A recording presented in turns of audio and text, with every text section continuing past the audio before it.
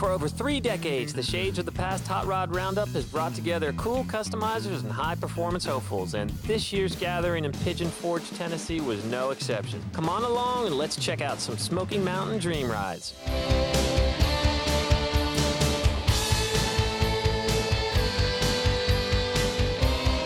Welcome to Dream Rides. This week we are in Pigeon Forge, Tennessee for the Shades of the Past Hot Rod Roundup. Now, there are acres and acres of cars here, but one caught my eye, this gorgeous 1934 Ford. Now, it looks great walking up on it, but when I get up here, there's a little bit of a problem here. Now, Daniel, come here, you built this car. What happened? Well, last night we took it out of the trailer and the car lost the battle with a Tahoe. A Tahoe, yes, really? Sir. Yeah, the Tahoe backed up into it and crushed the fender. Were you heartbroken?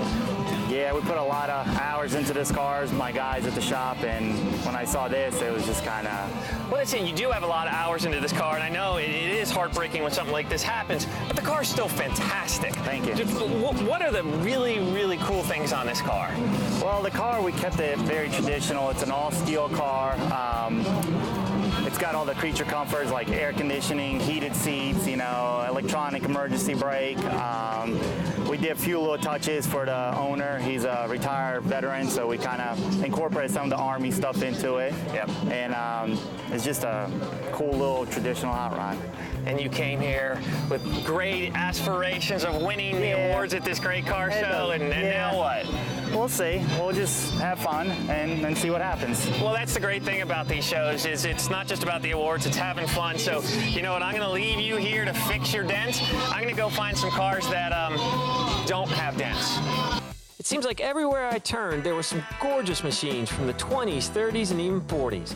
So we're going to devote this next half hour to some of the sweetest rides from those eras. Back in the 60s, Jan and Dean sang about a Woody wagon. Well, we've got a 1934 Woody wagon from Greg and Gail Wilson right here. Why a Woody wagon from a couple from Kentucky? Why not? Well, why not? We love the beach. We should be in California or in Florida surfing. But you're stuck in Kentucky. Stuck in Kentucky.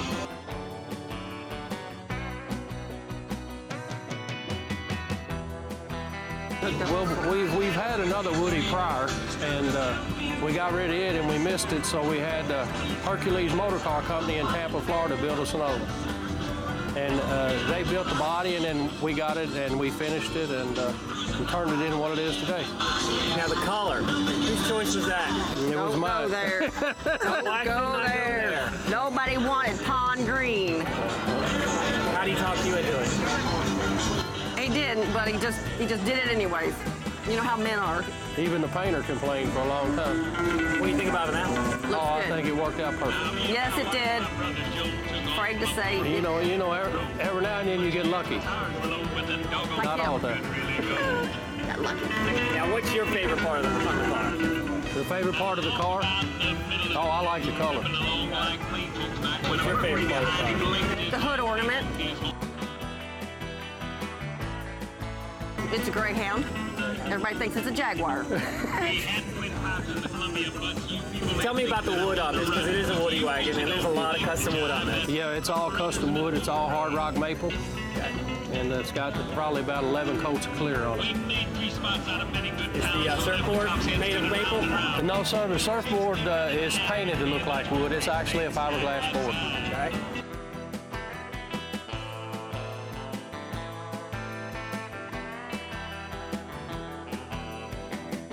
Ford never made an actual two-door. Okay. You know, so they did make four-doors, but Ford never made an actual two-door Woody. But my wife likes two-door cars, so What the wife likes, the wife... she I likes it. actually get something in this thing. She likes it, and I like wood, and she likes the two-door.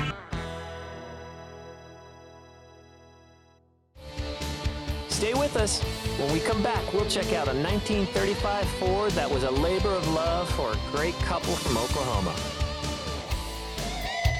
This edition of Dream Rides, presented by Steel Rubber Products, is being brought to you by Hurst, America's #1 shifter. Steel Rubber, quality crafted rubber parts and weather stripping.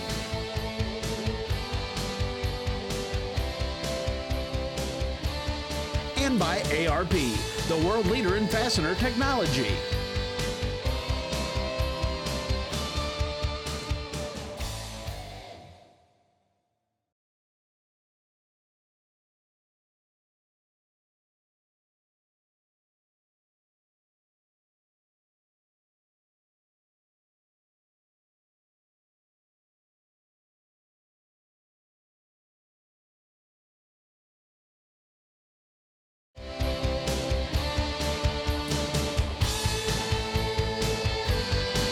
Welcome back to Dream Rides from Pigeon Forge, Tennessee, where you can walk through the parking lot and stumble across a T-bucket like this. We're gonna go check out some really cool cars like this one. Car is a 1935 Ford Cabriolet. Body's been widened 4 inches, been channeled 3 inches. Windshield's been chopped 3 inches and laid back 3 inches. 39 Lincoln Zephyr rear fenders, 37 Ford front fenders with the headlights dropped. Curved windshield, 7 hides of European leather inside. Car's on air. Comes up about 2 inches to ride height, but you see it's fairly low. It's got an LS1 new motor we bought for an 04 Corvette. Transmission was a new one for an 05 GTO. Chassis is a TCI Semi-Pro Street. Bottom side of the car looks just like the top side. I've got about 5,500 hours of time in it. That's the average working man for a year is 2,080 hours. So I did that in a year and 7 months, only with the help of my wife. She did all the parts ordering and chasing the parts and arguing with folks when they were wrong, which there were a lot of wrong parts. But you said your wife helped you with it. Do you let her drive it? Oh, yeah. Yeah, what'd she think? She loves it. She loves it. She says, if it's got gas to battery in it, I'm going to drive it. And I said, that's fine. Not a problem.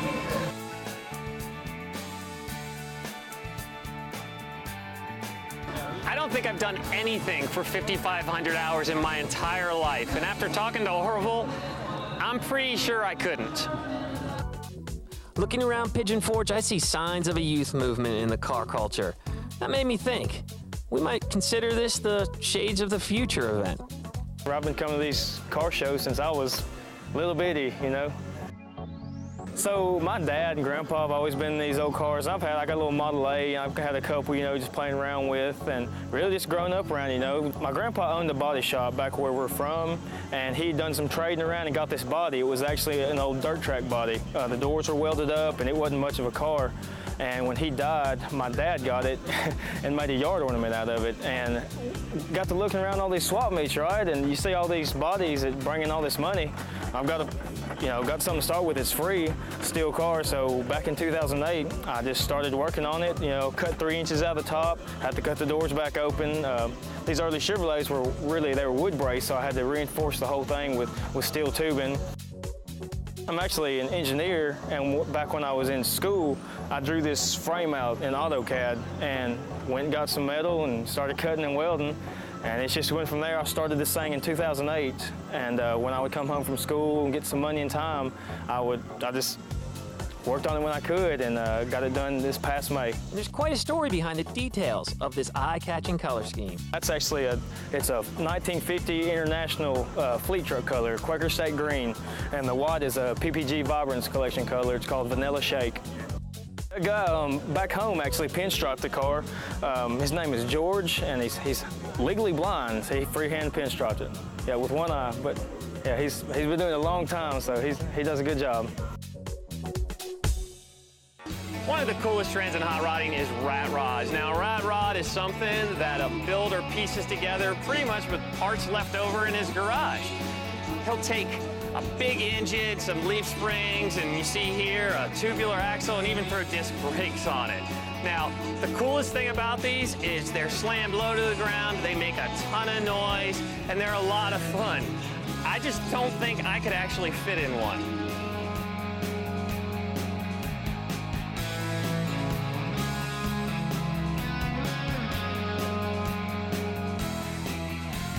We've got plenty more dream rides for you to enjoy, including a Ford owned by a descendant of one of America's most notorious families. We'll be right back.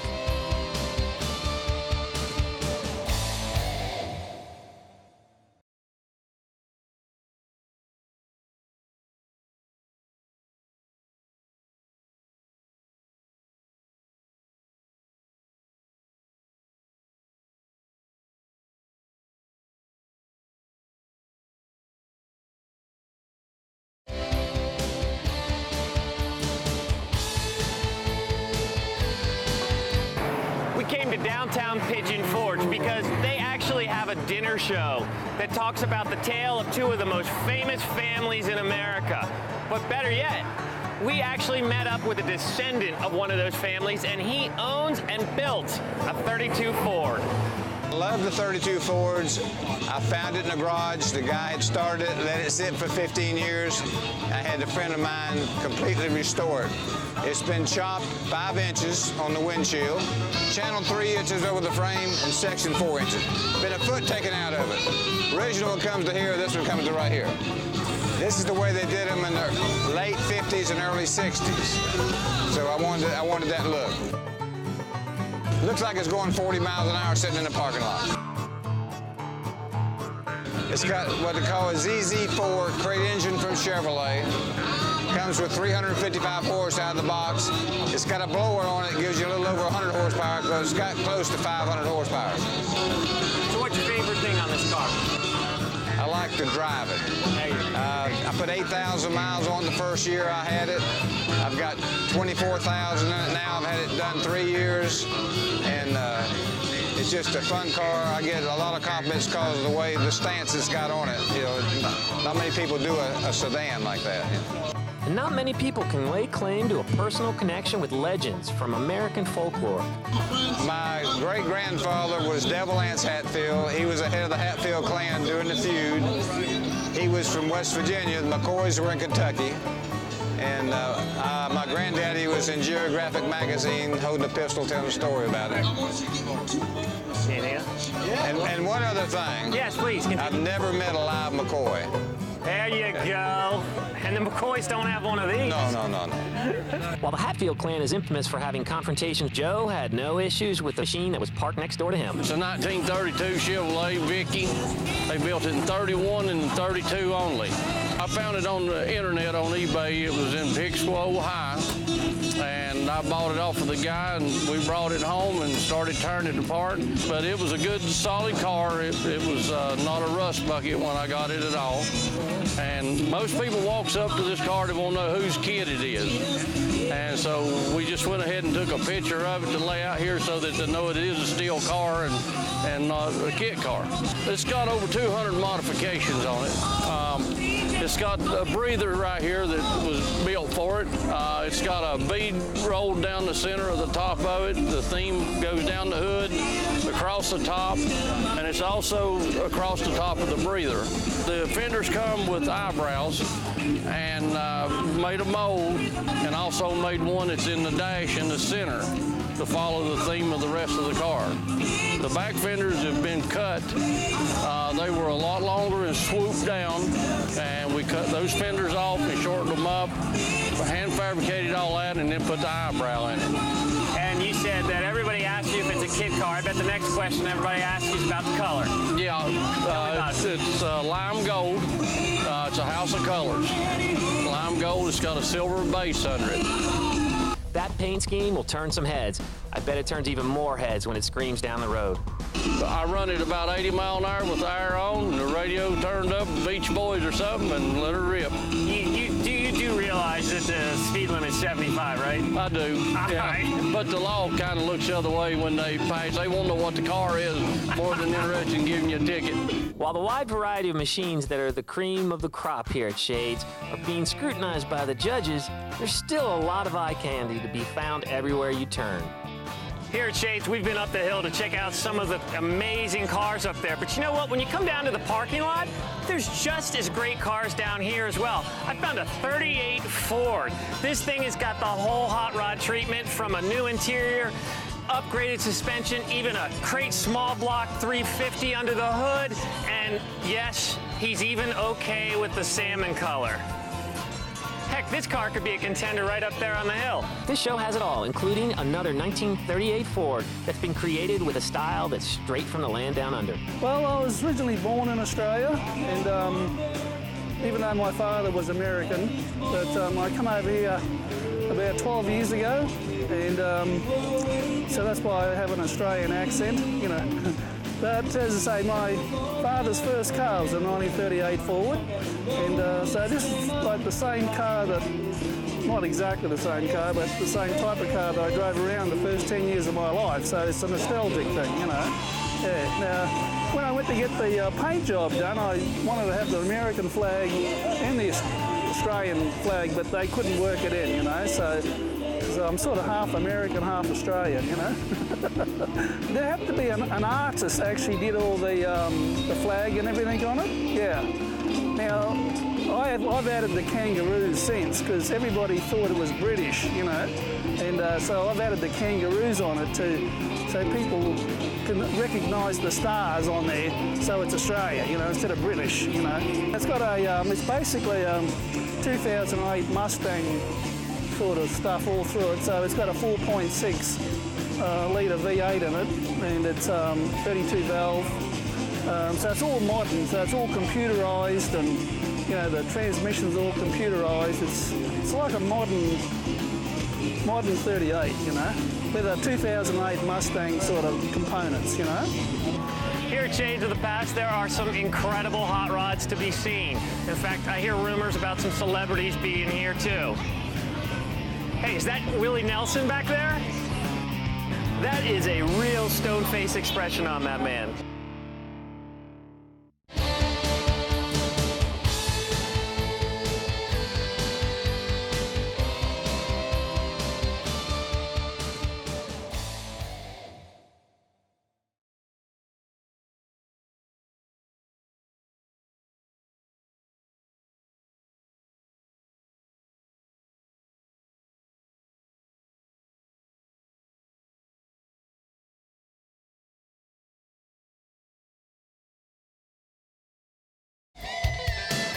This edition of Dream Rides, presented by Steel Rubber Products, is being brought to you by Flowmaster, the exhaust technology company.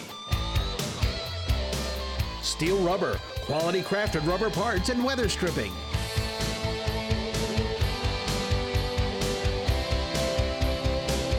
And by B&M Racing and Performance, quality performance products that work.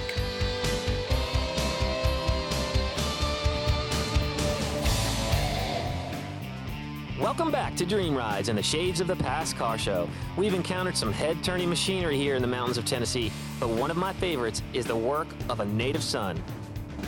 Right here is a great example of a 1932 Ford. Now, this is a beautiful car that a buddy of ours, William, built. But William, you brought something brand new this year. We did. And we're standing right here next to us. Tell me about this beauty. 1937 Ford pickup. It's a custom build for a friend of mine. It's been chopped, channeled, stretched, widened. Yeah, no, stop right there. Let's go through the details here. It's more than all that. I mean, you're like the mad scientist of this thing. Give me all the dimensions. It's been chopped about 6 inches. It's been channel 6, it's been stretched 6, and it's been widened 6. That's a lot. That's a whole lot. How long did it take you to do all that? 1 year and 2 days. 1 year and 2 days. 1 year and 2 days to build the truck. And there's a lot of subtle things on here. Yes, Tell me about some of the real subtle things, like the windows and so forth. The windows are different from the original. We have a split window in the back, split windshield in the front, flat glass. Also, we have some airbrush work that's very subtle on it. We also have 49 Buick portholes. You do? They came off the 49 Buick cars. Really, really cool thing I noticed on here. When I first walked up, I looked at it and I commented on how great I thought the bed wood looked in this. But it's not. No, it's metal. It's metal. And it is water dipped with ink. You buy it in a film, goes into water, you melt it, and once it melts, you put your part into it. The pattern that's on it is what comes back out. Most of it is my imagination.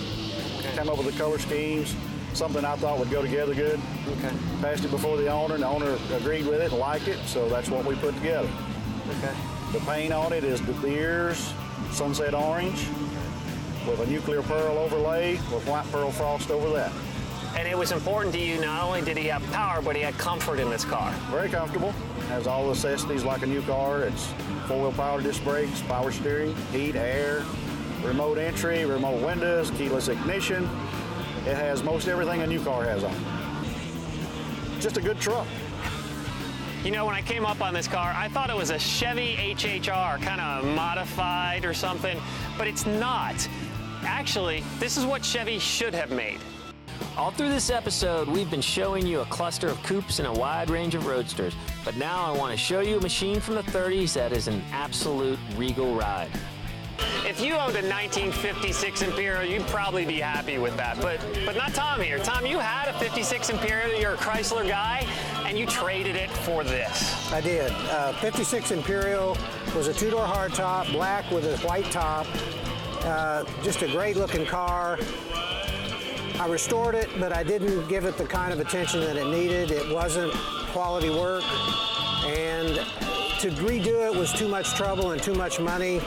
I had a lot of money in it, so I got an opportunity to trade for this car, and this car needed a lot of work, but it turned out exactly like I'd hoped. And just tell us, what is this car? Well, this car is a 1938 Imperial Roadster. I understand there's just 2 or 3 left in the world after rust and time. Chrysler Imperial was known for its large cars, its sedans, its limousines. This is a Roadster. It's a 2-door. I understand it's a cabriolet because it has roll-up windows. Yes. But this turned out beyond my dreams. It really had a lot of good quality people working on it, and it just turned out nicely. And what most people wouldn't expect is this is an older Chrysler. It's an older Mopar. It's got a Hemi in it, doesn't it? Well, it does. It has a 2003 Dodge Hemi engine and transmission in it. And I've learned with the cars that I've restored that the older cars are harder to run, harder to keep running, plus this one has air conditioning. So it has some creature comforts. Well, you got to do that now. You got the creature comforts, you've got the power. Is there anything on this car that really is your favorite part of the car? Well, I like the color. The color I struggled with for a long time. I went through a lot of iterations of what should I do. This is really my favorite color. It's a 2009 Porsche color. I wanted dark blue, and I looked through the blues. My friend gave me a book of color palettes, and this turned out to be exactly what I wanted. My wife picked out the interior color, and just kind of came together with me. Now, the million-dollar question. Are you going to keep this Imperial? Yes. Yes. For how long? Probably forever. Oh, that's good to hear. This is the last one I'll probably do, and it's exactly what I wanted. It turned out exactly like I'd hoped. Sometimes it takes forever to find the perfect car for you, and you found it. Exactly. Exactly.